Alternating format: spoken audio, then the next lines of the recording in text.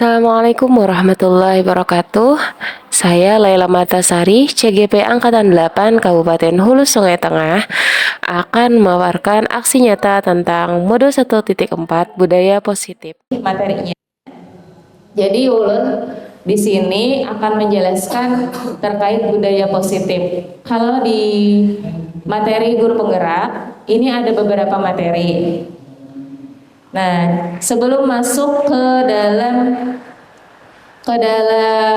budaya positif, jadi kalau misalnya kita berdasarkan pemikiran Ki Hajar Dewantara, kita itu mengajarkan sesuatu itu bukan hanya sekadar rame, tapi bermakna. Kenapa? Karena kita dibutuhkan untuk menyesuaikan, kalau bahasa Ki Hajar Dewantara itu kodrat alam dan kodrat zaman. Kodrat alam itu maksudnya tuh pemikiran, psikis, akal, hatinya itu seperti apa. Kalau kodrat zaman itu misalnya nih, tahun 90 dengan tahun 2020 apa yang bedanya? Misalnya IT, misalnya HP, misalnya lagi buku-bukunya, misalnya lagi bangunannya dan lain-lain. Nah, itu yang membedakan salah satunya.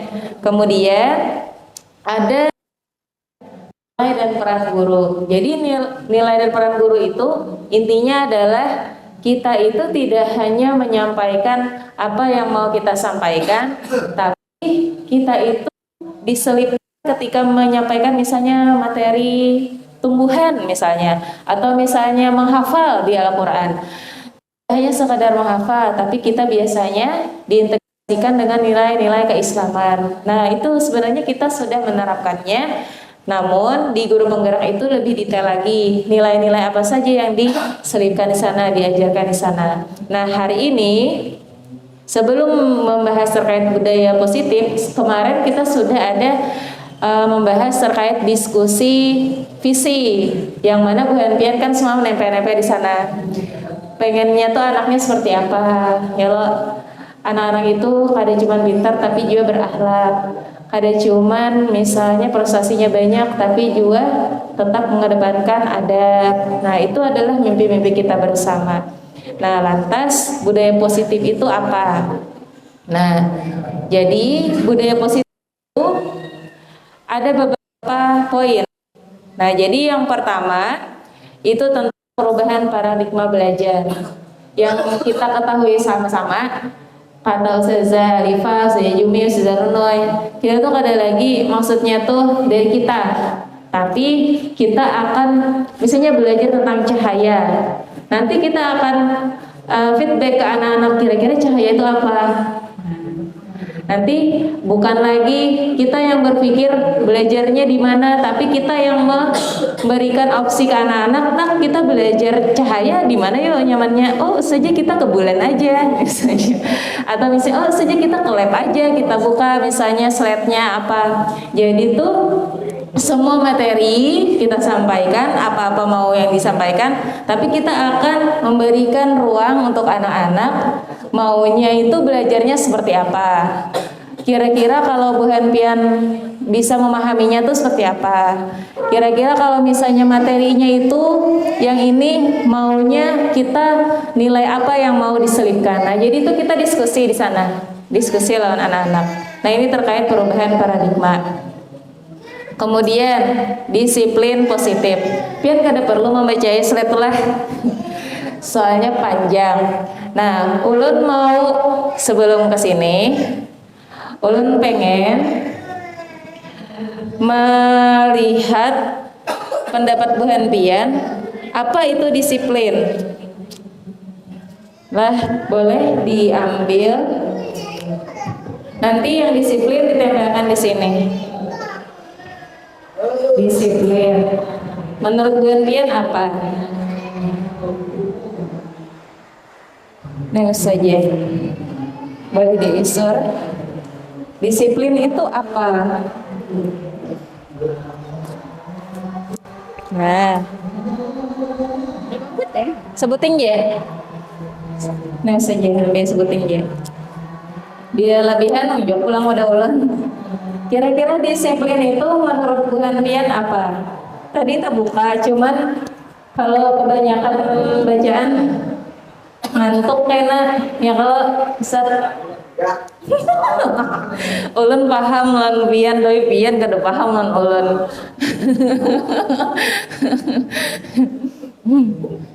Tentang disiplin positif. Disiplin itu apa menurut Buan Pian?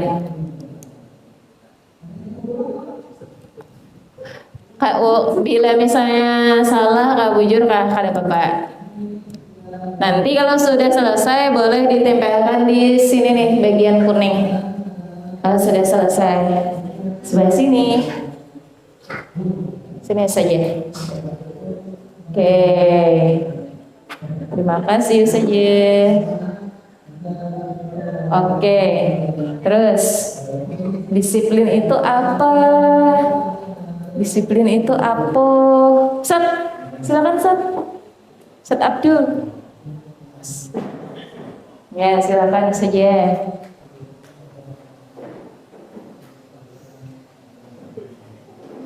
Makasih Ustaz Ahud. Wah.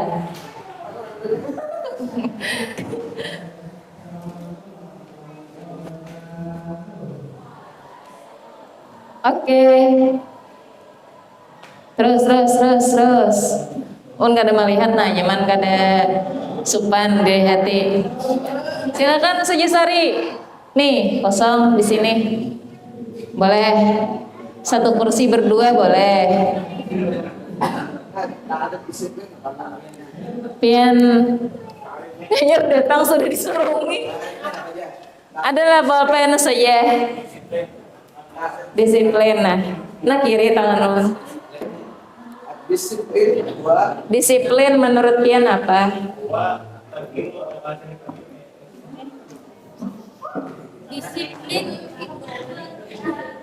Disiplin itu berarti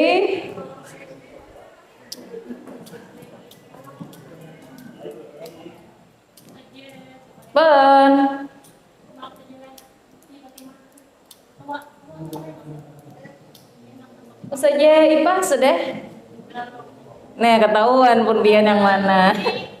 Tapi ambil kertasnya lagi. Masih banyak. Nah, saja. Mau ambil akan.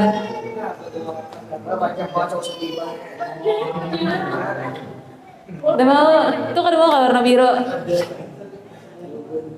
Malah. Ya. Sambil membacakan. Bagus-bagus nih. Ya, bacakanlah izin. Yang paling pendek. Disiplin adalah patuh atau taat. Enggak. Ketahuan Ini siapa nih? Membangun perubahan. Iya, benar ya? Membangun perubahan. Senangnya. Dibalik aja, nggak apa-apa. Sini.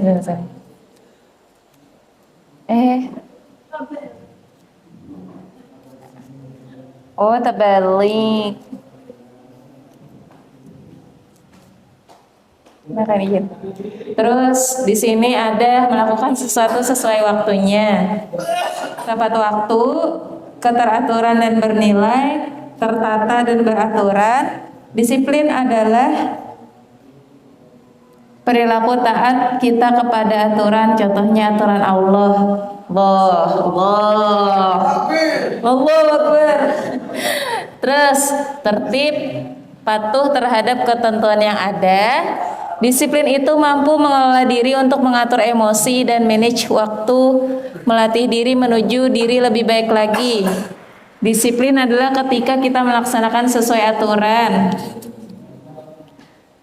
Disiplin itu tepat waktu, kepatuhan terhadap peraturan.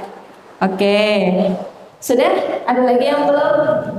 Nah, jadi menurut Bu Hanpian itu benar. Nah, tapi kalau misalnya berdasarkan pengetahuan atau pemikiran dari Ki Hajar Dewantara, jadi disiplin itu adalah sesuatu kontrol di diri kita, yang mana motivasinya itu intrinsik.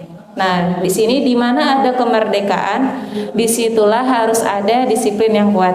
Sungguh pun disiplin itu bersifat disiplin ya lah Ustadz, yaitu kita sendiri yang mewajibkan kita dengan sekeras-kerasnya, tapi itu sama saja, sebab jikalau kita tidak cakap melakukan disiplin, wajiblah penguasa lain mendisiplinkan diri kita. Dan peraturan demikian itulah harus ada dalam suasana yang merdeka. Jadi intinya adalah disiplin itu untuk mengontrol diri kita. Jadi sebujurnya peraturan itu adalah salah satu perangkat saja yang membantu misalnya si bunga ini supaya inya tertib. Walaupun misalnya peraturan ini kadada, kalau dari bunga ini dia tahu bahwa bagaimana cara mengontrol diri, itu sudah termasuk disiplin. Nah, jadi kalau pengertian di sana itu sudah benar, tapi yang lebih tepat lagi adalah yang mana disiplin itu sebenarnya mengontrol diri. Nah, mengontrol diri itu adalah otomatis dari diri sendiri. Kemudian di sini ada beberapa perbedaan antara stimulus respon lawan teori kontrol. Nah, jadi kalau teori kontrol tadi atau disiplin tadi adalah dari diri sendiri. Nah, kalau di sini ada perbedaan. Jadi yang pertama, jadi kalau misalnya berdasarkan respon dari orang lain terkait disiplin itu, maka itu adalah kebutuhan kita bersama. Ustadz Wahyu, sebelah sana Ustadz. Iya, di lab.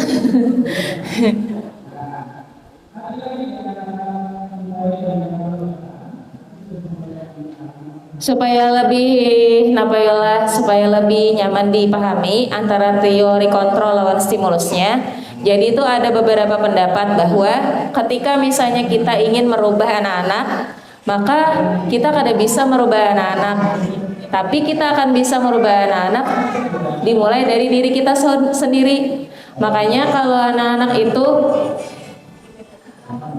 dilarang misalnya jilbab pendek, pasti dia akan menuntut mencari ustazah yang jilbabnya pendek. Ustazahnya memang pendek aja karena ini mencari contoh.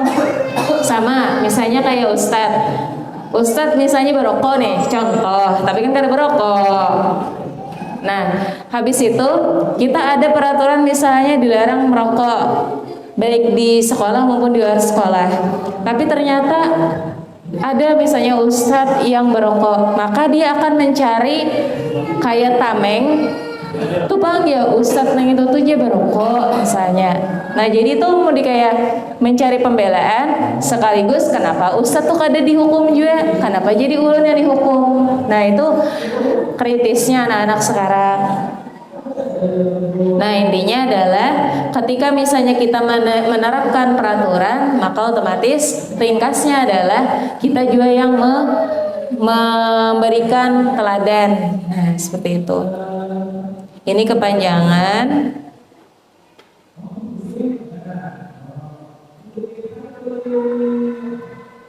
Nah, masuk ke motivasi perilaku manusia. Jadi di sini ini karena efek dari kanva lah jadi berantakan. Kalau misalnya kasus ulun misalnya memegang emas di tangan ulun. Orang pertama inya bakarasan membuka tangan ulun. Taruhlah ngarannya yang bakarasan itu utuh misalnya lah. Kemudian orang yang kedua, yang B, si B, misalnya babun ini inya mengambil emas dari tangan ulun, kada bakarasan, tapi malah mau kayak buka masuk enak aku beri sesuatu. Kalian nyari kada buka kena aku hurupi lawan duit misalnya. Tapi ngaran ulun ni tetap hendak menutup kada nak membuka, tetap ulun kada hendak. Kemudian yang ketiga adalah orang ini sebujurnya hendak emas nih di tangan ulun. Tapi ulun tuh sebujurnya kada butuh-butuh amat. Orang ketiga ini inya menggambarkan bahwa ada lagi yang lebih butuh dari pian, lebih kepada kesadaran. Kira-kira di antara 3 orang tadi, pian dominan yang 1, 2 atau 3? 3, 2. Oh, pian menghurupi sesuatu dengan supaya ulun kau membuka leh. Nah, kalau ustazah milih yang mana?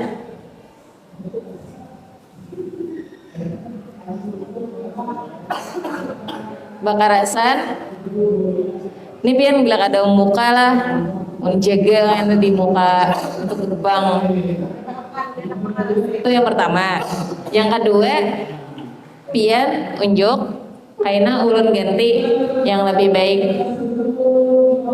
Yang ketiga nya kada beri napa-napa, kada ada macam, tapi memadahi ada yang lebih butuh lagi dari pian. Emas yang di tangan pian tuh. No, pian Ustaz Abdul. Nah, kira-kira 1, 2 atau 3? Yang satu siapa yang satu? Angkat tangan. Kada ada lah. Yang 2 angkat tangan. Oh, Setoza. Yang 3 silakan angkat tangan. Tuh, 2, 3, 4. Musibah pian bingung kah? Jadi maksudnya adalah ini kasus sebujurnya di LMS. Jadi dari sini semuanya yang pertama itunya mengancam biar bila kadang buka tunggu di pintu gerbang. Nah itu sama kayak kita ke anak-anak pian kayak benar berkisah hendak lagi usia mendengari pian misalnya kayak itu kayak mengancam. Nah itu yang pertama, dia termasuk untuk menghindari ketidaknyamanan atau hukuman. Kemudian yang kedua untuk mendapatkan imbalan. Jadi yang kedua itu memberi imbalan supaya ulun ini mau unjuk emas. Artinya adalah kita itu misalnya memberikan penghargaan. Misalnya kalau di SD itu kan diberi bintang. Bila misalnya disiplin. Nah, kemudian yang ketiga ini lebih kepada penyadaran. Pian itu sebujurnya kada butuh amat emas itu. Yang butuh tuh tetangga pian, kawan pian kayak itu nah ini jadi terkait ini adalah lebih kepada orang itu pasti ada 3 tujuan bila misalnya ada kasus tuh. Bisa karena untuk menghindari masalah, yang kedua supaya dapat penghargaan, yang ketiga adalah memang sadarnya itu dari kita seorang. Begitu juga anak-anak itu dia taat lawan kita bisa 3.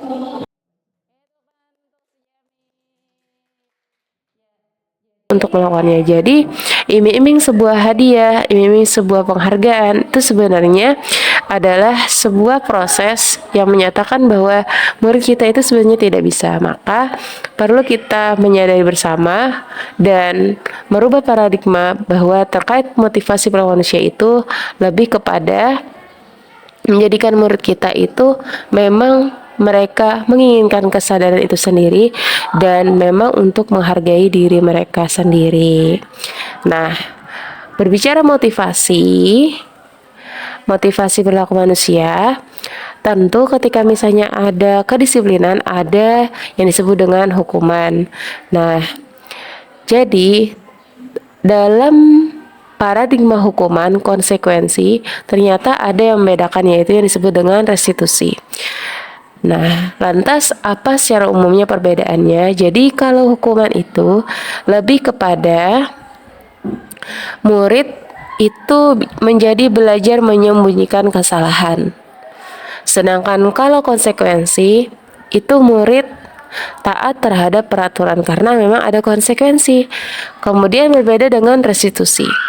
Ketika misalnya murid melakukan kesalahan, maka murid tersebut yang memecahkan masalahnya. Lalu, pada poin berikutnya, kalau hukuman dia tiba-tiba tidak diharapkan atau sangat melukai, jadi sangat tidak disenangi oleh murid. Sedangkan kalau konsekuensi itu sudah diketahui oleh murid dan warga sekolah dan konsekuensinya itu masuk akal. Namun akan berbeda dengan restitusi. Jadi kalau di restitusi ini akan ada sebuah forum atau undangan untuk mengadakan bagaimana memecahkan masalah tersebut. Nah, lalu kalau misalnya dari pembuatannya, kalau hukuman itu dibuat oleh guru, kalau konsekuensi ini dibuat oleh guru dan murid, kalau restitusi ini dibuat oleh murid atau anak. Jadi berdasarkan apa yang diinginkan oleh anak supaya memang mereka menyadari bahwa apa yang mereka lakukan itu adalah melanggar atau tidak sesuai dengan keyakinan positif yang disepakati. Nah, selanjutnya budaya positif yang keempat, yaitu tentang kebutuhan dasar. Nah, berbicara kebutuhan dasar, ini sebenarnya ada terbagi 5 kebutuhan dasar. Yang pertama, penguasaan, kasih sayang dan rasa diterima, kebebasan, kesenangan, dan bertahan hidup. Pada sebuah kasus Bimo, jadi Bimo ini adalah seorang anak TKB. Jadi dia selalu berlari keluar kelas menuju jalan raya di depan sekolahnya yang ramai dengan kendaraan. Sehingga tingkahnya itu membuat guru, Bu Ani namanya, bingung dan seringkali lari mengejarnya. Jadi ada beberapa kemungkinan jawaban yang diberikan Bimo. Nah, jadi di sini ada identifikasi kebutuhan yang ingin dipenuhi oleh Bimo. Jika dari kalimat ini bisa terpampang atau kita bisa sama-sama pahami, yaitu kalimatnya, kata Bimo, aku senang main kejar-kejaran dengan ibu guru, seru. Nah, di sini kebutuhan dasar Bimo adalah yang pertama, kesenangan, karena dia senang dikejar-kejar oleh ibunya. Kemudian yang kedua adalah kebebasan, karena dia sudah merasa sudah selesai belajarnya, lalu dia keluar kelas menuju jalan raya agar bebas berlari. Kemudian yang ketiga adalah kasih sayang dan rasa diterima. Jadi dia ingin dikejar oleh ibu guru. Nah, di sini dia membutuhkan kasih sayang dan rasa diterima oleh ibu Ani selaku ibu guru di TKB. Nah, ini adalah contoh dari penerapan budaya positif yang berkenaan dengan kebutuhan dasar. Nah, kemudian ada poin kelima, posisi kontrol restitusi. Jadi, sebagai guru ini kita ada beberapa pilihan ketika misalnya dihadapkan oleh beberapa problem. Yang pertama adalah penghukum, yang kedua adalah pembuat rasa bersalah, kemudian yang ketiga adalah teman, yang keempat pemantau, yang kelima adalah manajer. Nah, jadi kalau misalnya pada posisi kontrol restitusi, kalau misalnya guru berbuat, penghukum itu lebih kepada menghardik, menunjukkan, menyakiti, dan menyindir. Sedangkan kalau misalnya kita sebagai posisi yang membuat orang merasa bersalah, maka lebih kepada berceramah, menunjukkan misalnya kekecewaan yang mendalam.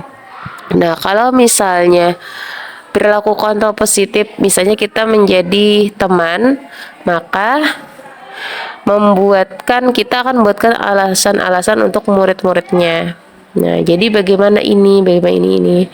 Kemudian kalau pemantau itu lebih kepada menghitung dan mengukur. Kalau manajer itu lebih mengajukan pertanyaan-pertanyaan. Misalnya contoh, kalau penghukum itu biasanya kalimatnya seperti ini. Kalau kamu tidak melakukannya, saya akan Misalnya saya akan menyuruh kamu push up berapa kali. Nah, itu lebih kepada menghukum. Kemudian, kalau misalnya guru itu menjadi seorang pembuat orang merasa bersalah, dia akan mengucapkan, kamu sudah mengecewakan ibu. Nah, jadi tuh, kok kamu gini, kamu nggak kasihan sama ibu gitu, atau apa. Ya, lebih kepada membuat anak itu merasa bersalah bukan karena dia sadar secara sendiri, tapi malah membuat mereka itu merasa bersalah karena dia tidak menaati apa yang diucapkan atau disepakati dengan ibunya. Nah, kalau yang ketiga ini lebih kepada teman. Jadi kata-katanya tuh seperti ini, lakukan ini ya untuk ibu atau bapak. Nah, atau misalnya, ya sudah deh nanti ibu bantu bereskan, atau ya sudah deh nanti ibu bantu untuk menyelesaikan masalah ini. Nah, jadi ini lebih kepada teman. Kemudian kalau pemantau ini lebih kepada menghitung atau mengukur, maksudnya menanyanya seperti ini, kira-kira apa nih peraturan kita sekarang, apa konsekuensinya, terus menanyakan apa yang telah kamu lakukan. Jadi lebih kepada menanyakan apakah yang terjadi sekarang itu sudah benar atau salah. Nah, ini pemantau. Nah, kalau misalnya manajer ini yang lebih tepat, yaitu berdasarkan dari kontrol diri. Jadi kesadaran dirinya akan muncul. Contoh pertanyaan-pertanyaannya misalnya seperti ini. Apa yang kita yakini kemarin? Nah, seperti itu. Kalau misalnya kalimat berikutnya, kalau kita perbaikinya, kira-kira apa bagusnya atau dampaknya untuk kamu. Nah, jadi itu lebih kepada menanyakan kira-kira bagusnya gimana ya. Kira-kira kalau seperti ini kamu harusnya seperti apa ya. Nah, itu lebih kepada manajer dari, maksudnya manage dianya sendiri, bukan karena paksaan kita, bukan karena kasihan sama kita, bukan karena takut dengan kita, tapi memang kesadaran dia memperbaiki apa yang dia lakukan. Kalau misalnya dari hasilnya kita bicara seperti ini, misalnya dari penghukum, misalnya guru sebagai penghukum, maka anak itu rata-rata akan berontak dan lebih kepada menyalahkan orang lain. Nah, kemudian kalau misalnya pembuat orang merasa bersalah, anak-anak itu akan cenderung menyembunyikan atau misalnya menyangkal, bahkan sampai bisa berbohong. Kalau misalnya teman, kita akan anak-anak itu menjadi ketergantungan. Nah, kalau misalnya jadi pemantau, maka menyesuaikan bila diawasi. Jadi kalau misalnya tidak diawasi, dia tidak akan mengindahkan. Tapi kalau misalnya diawasi, dia murid baru antisipasi. Nah, selanjutnya kalau misalnya guru itu sebagai manajer, maka posisi kita menanyakan sesuatu hal yang sebenarnya mengarahkan mereka bahwa mereka itu sadar apa yang mereka lakukan, maka dampaknya akan menguatkan karakter mereka. Dan mereka akan paham bahwa itu adalah salah, bahwa itu adalah kurang tepat. Oke, baik. Selanjutnya, untuk keyakinan kelas. Nah, keyakinan kelas ini dibuat boleh dari guru, mata pelajaran, ataupun wali kelas, ataupun sekolah sebenarnya bisa. Jadi, keyakinan kelas ini dibuat sesuai dengan nilai dan prinsip kebaikan yang dimiliki dan dipahami oleh warga sekolah. Misalnya contoh, kebersihan misalnya, atau kesehatan. Maka kesepakatan dari semua murid sama-sama menjaga kebersihan. Nah, di sana berarti kita mengambil nilai-nilai kebersihan atau kesehatan. Contoh lagi, misalnya belajar tepat waktu. aktif dalam belajar, itu misalnya ya poin-poin dari keyakinan kelas, maka di sini masuk ke dalam disiplin belajar. Nah, jadi kedisiplinan. Jadi ketika membuat keyakinan kelas itu tidak hanya dari murid atau tidak hanya jadi dari guru, tapi sama-sama semuanya saling memiliki. Sehingga harapannya ketika mereka sadar sama-sama membuat keyakinan kelas, ketika misalnya melanggar, maka dampaknya bukan membuat anak itu merasa bersalah, tapi malah memberikan keyakinan pada dia bahwa kita mempunyai peran atau nilai-nilai positif yang sudah kita sama-sama sepakati, sehingga ketika melakukan kesalahan dia akan menyadari bahwa itu kurang tepat. Kemudian dalam budaya positif itu ada yang disebut dengan segitiga restitusi. Jadi segitiga restitusi ini lebih kepada bagaimana memecahkan masalah di dalam kelas maupun dalam pembelajaran dan sebagainya. Jadi hal yang pertama itu adalah menstabilkan identitas. Jadi di sini kita lebih kepada ketika misalnya berbicara dengan murid yang melakukan kesalahan, kita mengakui bahwa setiap orang itu tentu akan melakukan atau pernah melakukan masalah atau kesalahan. Jadi kita di sana menetralkan bahwa mereka bukan satu-satunya yang melakukan kesalahan. Di sana kita menenangkan dulu agar murid kita itu lebih terbuka. Kemudian yang kedua adalah validasi tindakan yang salah. Jadi di sini kita memvalidasi pasti ada alasan kenapa anak itu melakukan hal itu. Misalnya contoh, si A itu tidak memakai baju putih atau baju seragam, malah dia memakai misalnya baju kaos. Nah, bisa jadi ketika misalnya kita menanyakannya secara langsung dan kita memberikan ruang untuk dia menjelaskan, bisa jadi alasannya adalah karena misalnya baju seragamnya cuma satu, tidak tiga. Nah, jadi kita mendengarkan juga alasan mereka.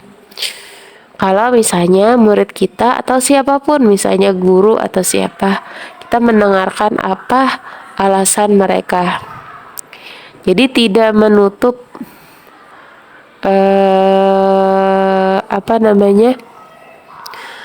alasan-alasan yang menurut kita itu dibuat-buat, tidak. Jadi kita mendengarkan dulu apa alasan mereka, apa penyebabnya, dan apa sebenarnya yang dibutuhkan mereka. Nah, itu untuk validasi tindakan yang salah. Kemudian yang ketiga adalah menanyakan keyakinan.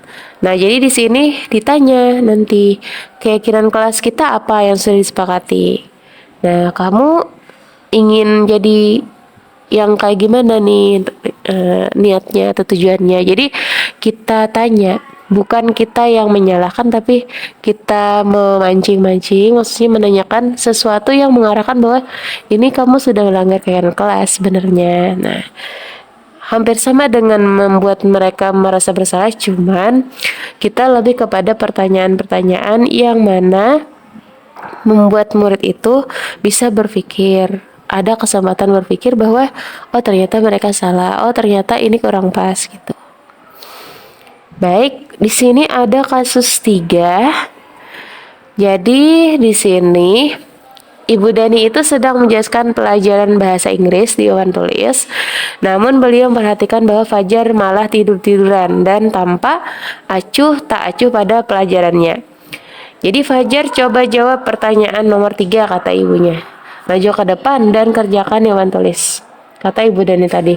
Lalu Fajar tadi tampak malas-malasan maju ke depan, dan sampai di depan papan tulis Fajar hanya diam terpaku sambil megang buku bahasa Inggrisnya dan mainkan spidol di tangannya. Lalu dia bilang, kata ibunya, ayo Fajar, makanya jangan tiduran. Lain kali perhatikan, sudah sana, duduk kembali. Kira-kira siapa yang bisa? Nah, ini pertanyaan dari Ibu Dani. Lalu dengan kalimat itu Fajar pun kembali duduk di bangkunya. Kemudian hal seperti ini sudah sering kali terjadi pada Fajar, seperti tidak memperhatikan acuh tak acuh dan nilainya pun tidak terlalu baik untuk pelajaran bahasa Inggris. Nah, pada saat ditegur oleh Ibu Dani, Fajar hanya menjawab, "Tidak tahu, Bu." Nah, kalau Ibu Dani pun menjawab lirih, "Gimana kamu Fajar? Kamu tidak kasihan sama ibu ya? Ibu sudah capek-capek mengajarkan kamu. Tidak kasihan sama ibu." Nah, Fajar pun akhirnya diam bisu.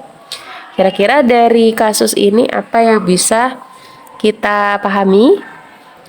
Nah, jadi ya benar. Jadi posisinya adalah Ibu Dani ini lebih kepada membuat orang merasa bersalah. Nah, sebenarnya Fajar ini membutuhkan apa? Kebebasan. Kemudian cinta, kasih sayang, dan merasa untuk diterima. Kenapa disebut seperti itu? Karena dari 3 kalimat tersebut tergambar misalnya, ayo Fajar, makanya jangan bukan. Fajar coba jawab pertanyaan nomor 3, maju ke depan dan kerjakan depan tulis. Ini lebih kepada penghukum. Kemudian yang kalimat kedua, ini lebih kepada membuat orang merasa bersalah. Ayo Fajar, makanya jangan duluan. Nah, itu lebih kepada membuat orang merasa bersalah. Kemudian yang terakhir, ini lebih kepada posisi teman. Jadi kalimatnya, gimana kamu Fajar? Kamu tidak kasihan sama ibu ya? Ibu sudah capek-capek mengajarkan kamu, tidak kasihan sama ibu. Nah, itu lebih kepada teman. Nah, jadi untuk solusi kasus ini sebenarnya bisa dari Ibu Dani sendiri menggali informasi dengan pendekatan dan diskusi baik-baik dengan Fajar terkait dia kenapa jadi sering tidur saat belajar. Bisa jadi dia sering begadang membantu orang tuanya atau begadang gara-gara main games atau apa sebagainya. Nah, jadi kita tahapnya adalah menggali informasi dulu, kemudian konfirmasi nih ke teman-temannya gimana sih Fajar sehari-harinya di kelas. Lalu baru nanti kita diskusikan kembali dengan wali kelas dan bagus lagi dengan BK. Tapi kalau misalnya sampai ke tahap yang sangat berat, maka di sini kepala sekolah wajib untuk menyelesaikan permasalahan ini dengan melakukan restitusi secara lebih mendalam. Nah, jadi budaya positif ini sebenarnya ada beberapa bagian dan sangat menarik sebenarnya.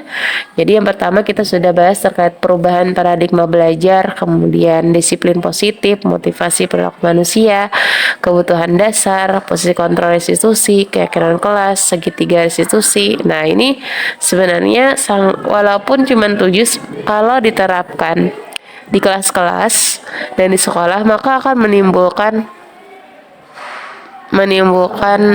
lingkungan yang sangat tenang, aman, dan pembelajaran pun sangat bermakna. Bahwa ini sebujurnya kayak apa nih biar hendaknya solusinya kayak apa.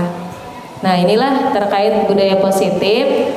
Mudah-mudahan kita semua bisa menerapkannya dan menjadi feedback juga segin kita kada cuman ulut menunaikan tugas aksi nyata ulut, tapi kita terapkan juga di kelas, kemudian di sekolah, di boarding, di perpustakaan, dimanapun kita belajar, kita ngajar, kita terapkan. Pagi waktu kita masing-masing matpal kan masuk ke kelas, bisa tuh, nah kita bikin yuk keyakinan kelas. Bahkan kalau kami di setiap pertemuan online itu menyepakati peraturan-peraturan yang maksudnya kita mau belajar apa, belajarnya rame-rame, kada boleh yang kada bebandir.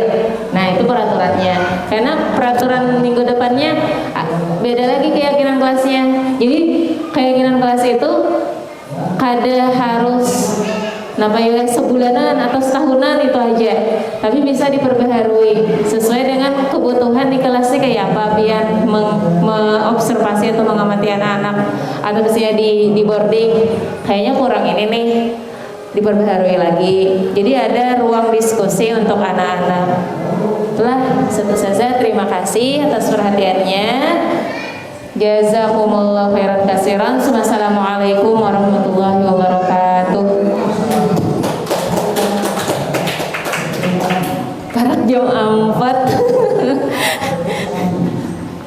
Makasih Ustadz saja. Ulun minta poin lah. Dari 6 poin 7 poin tadi. Yang mana yang paling disuka pembahasannya? 7 poin tadi. Yang paling kada memuyaki. Yang paling pian paham. Deh. Nah saja. Sebuting aja. Unjuk banyak leh. Tara kamay liu saja.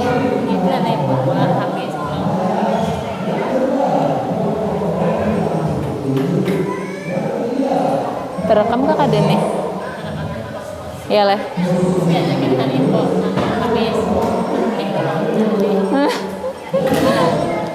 Tulis ya. Oke. Soalnya sana aja. Ada bapak. Ada bapak. Ini sebagian laporan ulun kebutuhan dasar. Ada lagi. Sejipah apa? Yang menariknya yang mana? Oh, keyakinan kelas. Terus pusing udah sejipah. Oke, makasih. Disiplin positif. Pian bang aja. Siapa kebutuhan dasar? Oh belum. Ustadz sudah. Disiplin positif. Apa ini? Oh ini yang pian masih on ya. Lagi. Ini sih. Masya Allah. Masya Allah. Berebuting pian tat. Sebuting. Motivasi. Napa nih? Perilaku manusia. Perilaku manusia. Oh yang 3 itu leh. Napa yang 3 itu tat? Oke. Sudah. Silakan Ustadz Ustazah hendak sholat. Kasih banyak. Sini Ustadz.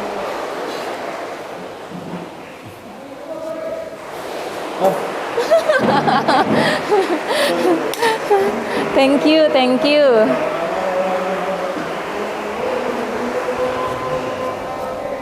Alhamdulillah.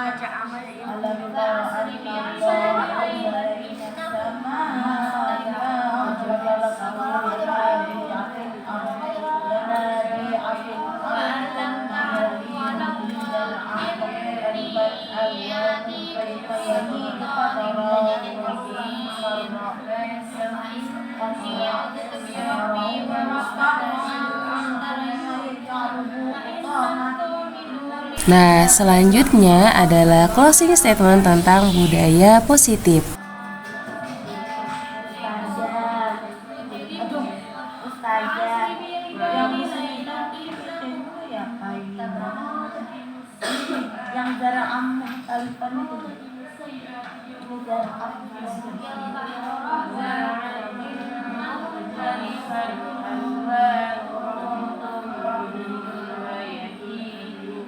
Pak, nanti kan ya pada jam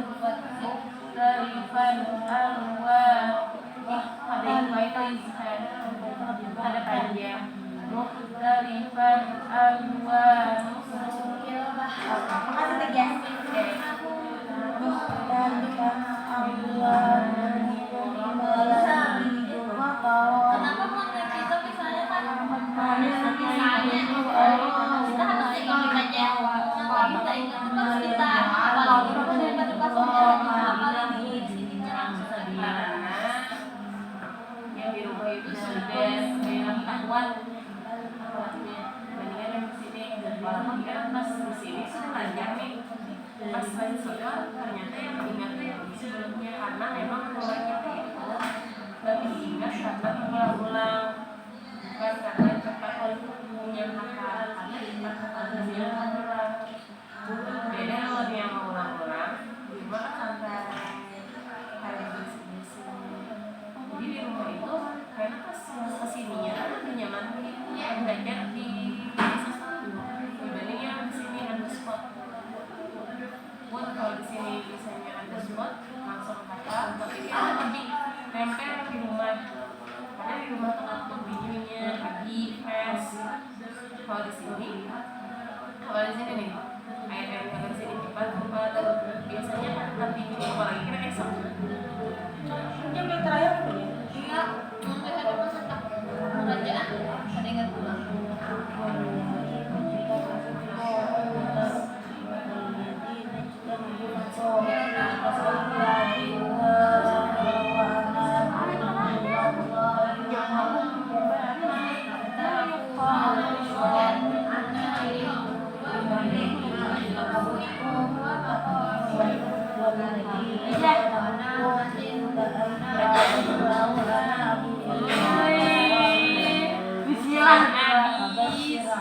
Bismillah dulu.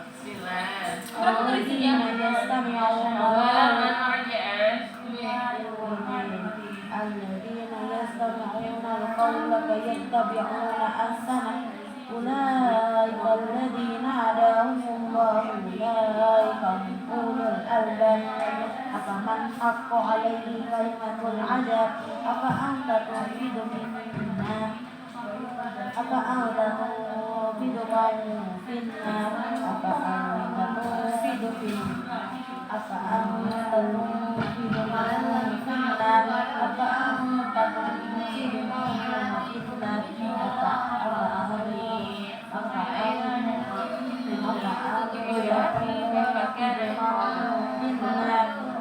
أفمن حق عليه كلمة العذاب أفمن حق عليه كلمة العذاب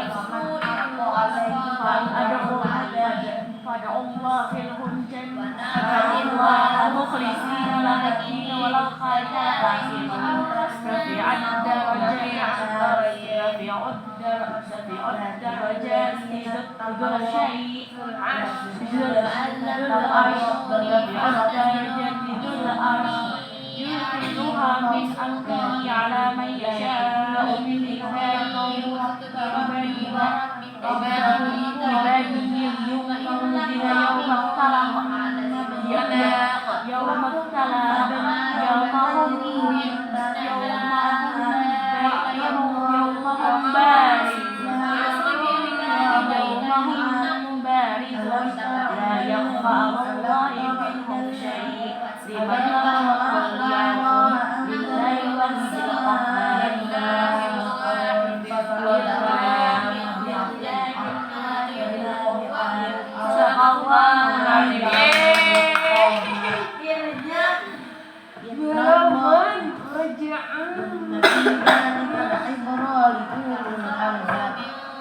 Bisa ya?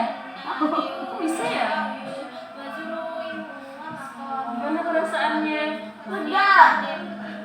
Mending mana pian mereka misalnya langsung dong salaman. Bisa mereka dibanding dengan tambah tapi mereka langsung yes. Gini. Fokus kayak dulu ya. Habis itu mulai kawa, fokus kawa. Oh, oke. Insyaallah. Ini anak yang baru kan.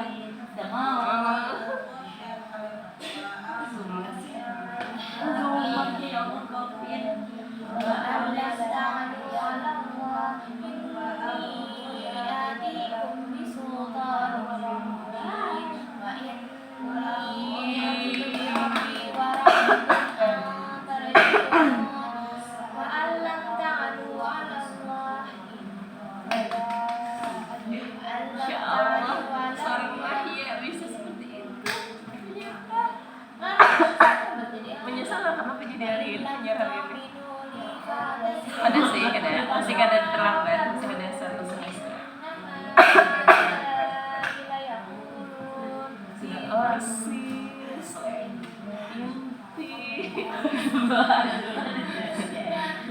Betapa sih dia? Terasi, apanya? Sekarang mau ya, semua janji banyak langsung.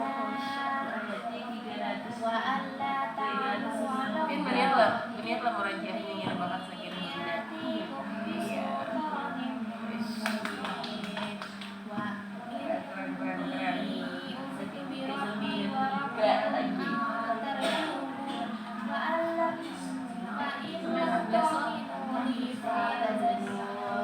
Nambah ya?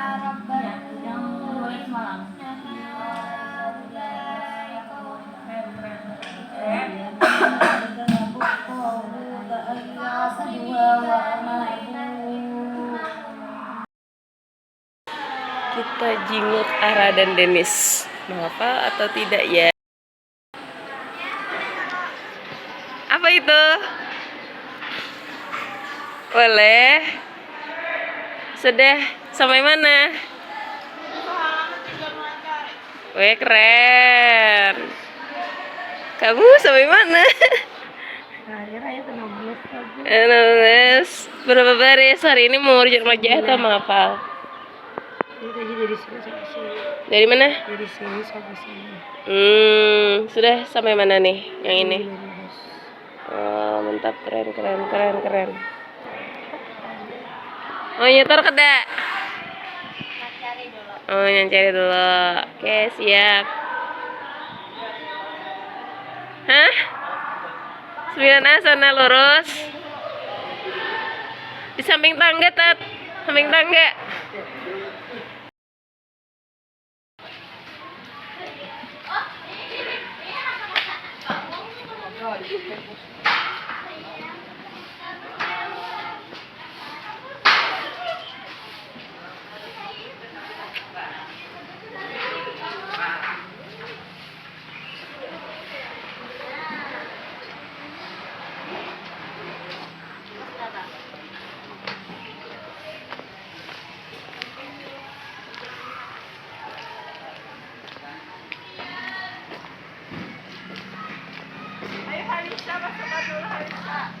Sholat duha dulu, siap-siap sholat duha.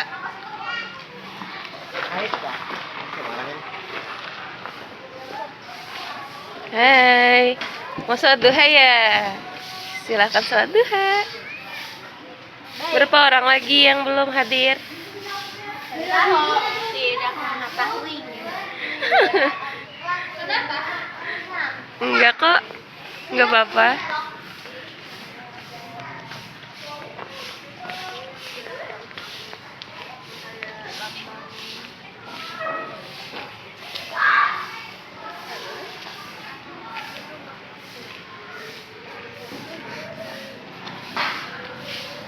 Hmm.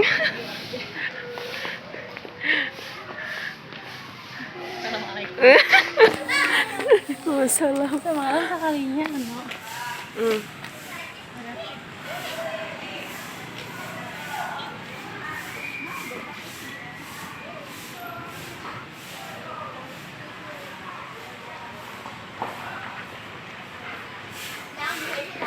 udah dilarang.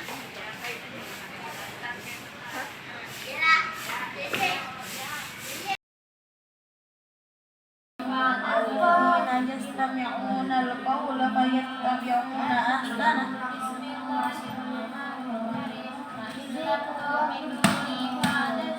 أولئك الذين هداهم الله وأولئك هم الألباب لهم الذين اتقوا ربهم لهم غرف من فوقها غرف مبنية تجري من تحتها الأنهار وعد الله لا يخلف الله الميعاد ألم تر أن الله أنزل من السماء ماء فسلكه ينابيع في الأرض ثم يهدي العقل قلبا ألوان كيف يهيج فتراه مصفرا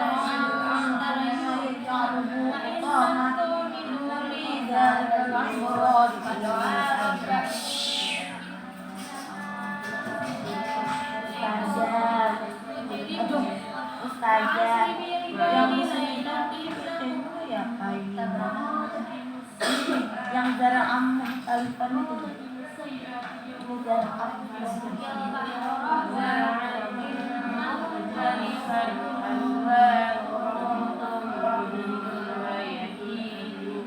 Pak, nanti kan ya pada jauh buat Talifan Alwan ada yang ada panjang Mukhtalifan Alwan. Makasih Teh ya. Mukhtalifan Alwan. Kenapa mau kita misalnya kan misalnya kita harus ingat aja kita ingat terus kita hafal terus daripada pas hafal lagi di sini yang di rumah itu sudah yang kuat bandingkan yang di sini walaupun kan pas di sini sudah lancar nih pas lagi sekolah ternyata yang ingatnya yang sebelumnya karena memang mulanya itu lebih ingat karena mengulang-ulang bukan karena cepat punya hafal karena cepat hasilnya mengulang beda kalau dia mengulang-ulang di rumah kan sampai hari jadi di rumah itu kayaknya pas kesininya kan lebih nyaman belajar di dibanding yang di sini ada spot buat kalau di sini misalnya ada spot langsung hafal tapi dia lebih nempel di rumah karena di rumah tuh kan untuk videonya lagi fast kalau di sini nih ayat-ayat yang di sini cepat biasanya kan nanti apalagi kira esok Ini yang terakhir apa ya? Iya, mungkin ada peserta kerajaan, ada ingat pulang.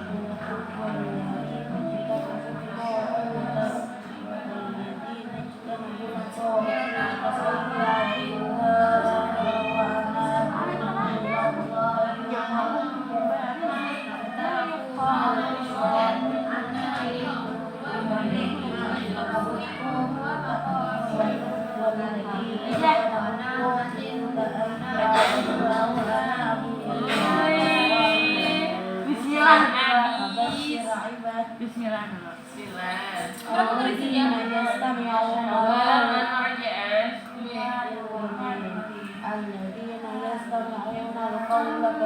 يتبعون أحسنه أولئك الذين هداهم الله أولئك هم أولو الألباب أفمن حق عليه كلمة العذاب أفأنت تنقذ منا أفأنت تنقذ من في النار أفأنت تنقذ في أفأنت تنقذ من في النار أفأنت تنقذ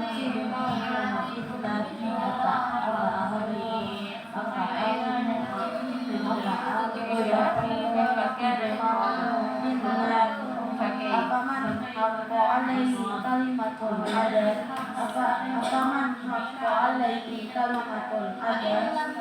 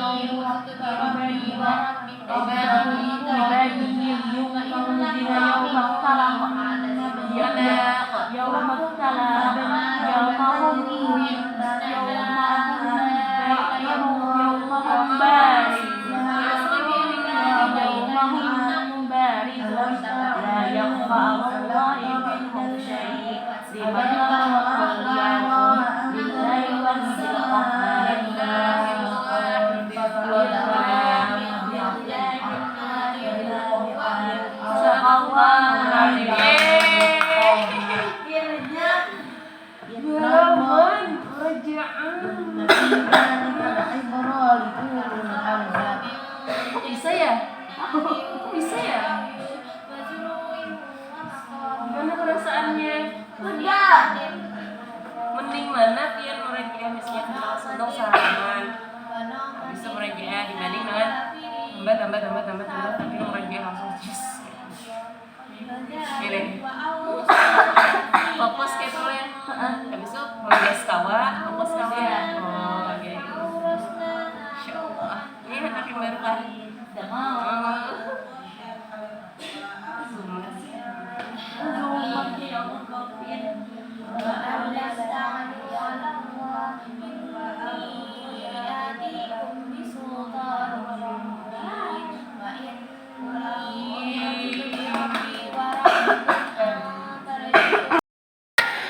Baik, terima kasih atas perhatiannya. Demikian pembahasan kita terkait bagaimana menerapkan budaya positif, dan diharapkan semua poin-poin tadi dari perubahan paradigma belajar hingga segitiga restitusi itu kita terapkan di kelas maupun di pembelajaran sehari-hari maupun secara umum di lingkungan sekolah. Saya Laila Matasari, CGP 8, Kabupaten Hulu Sungai Tengah. Wassalamualaikum warahmatullahi wabarakatuh.